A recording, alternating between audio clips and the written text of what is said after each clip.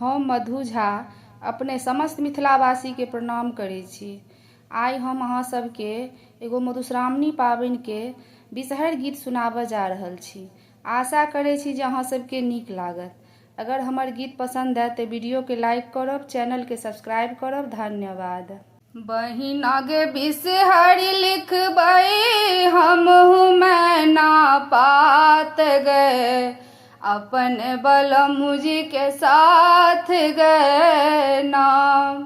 बहिना गे बिषहरि लिखबै हमहु मैना पात गए, अपन बलमुजी के साथ गए नाम। ससुर जी भाड़ो देलनि पठाई, देलनि लहंगा चुनरी भेजाई। ससुर जी भाड़ो देलनि पठाई, देलनि लहंगा चुनरी भेजाई। बहिना गे पहिरे ओढ़ी का लिखबै बिषहरि माई गे, अपन बलमुजी के साथ गए नाम। बहिना गे पहिरे ओढ़ी का लिखबै बिषहरि माई गे, अपन बलमुजी के साथ गए नाम। बहिना गे बिषहरि लिखबै हमहु मैना पात गए, अपन बलमुजी के साथ गए नाम। सासू जी बिषहरि देलनि पठाई, मेहदी चंदन सिंदूर पिठार। सासू जी बिषहरि देलनि पठाई, मेहदी चंदन सिंदूर पिठार। बहिना गे काजर ला हम लिखबै बिषहरि माई गे, अपन बलमुजी के साथ गए नाम। बहिना गे काजर ला हम लिखबै मैना पात गए, अपन बलमुजी के साथ गए नाम।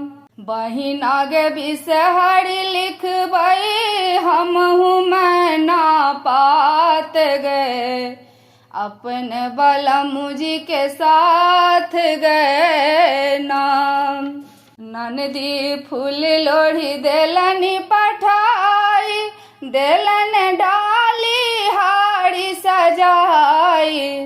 गे ननदी फूल लोढ़ी देलनि पठाई, देलनि डाली हारी सजाई।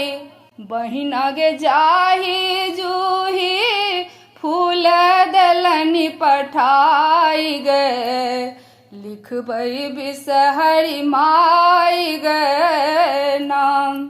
बहिना गे जाही जूही फूल देलनि पठाई गे, लिखबै बिषहरि माई गे नाम।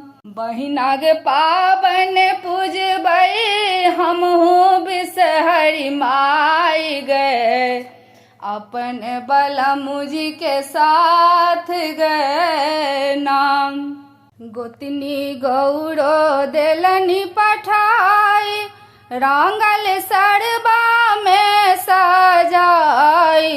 गे गोतनी गौरो देलनि पठाई, रांगल सरबा में सजाई।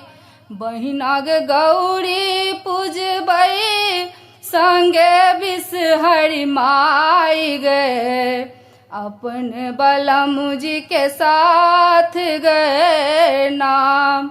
बहिना गे गौरी पूजबै संगे बिषहरि माई गे, अपन बलमुजी के साथ गए नाम। बहिना गे बिषहरि लिखबै हमहु मैना पात गए, अपन बलमुजी के साथ गए नाम। देवर जी लहठी देलनि पठाई, देलन मीना जड़ी लगाई, देवर जी लहठी देलनी पठाई, देलनी मीना जड़ी लगाई, गे बहिना पहिरे ओढ़ी का लिखबै बिसहरी माई गे, अपन बलमुजी के साथ गए नाम, बहिना पहिरे ओढ़ी का लिखबै बिसहरी माई गे, अपन बलमुजी के साथ गए नाम, बहिना गे बिसहरी लिखबै हमहू मैना पात गए, अपन बलमुजी के साथ गए ना, अपन बलमुजी के साथ गए ना। धन्यवाद।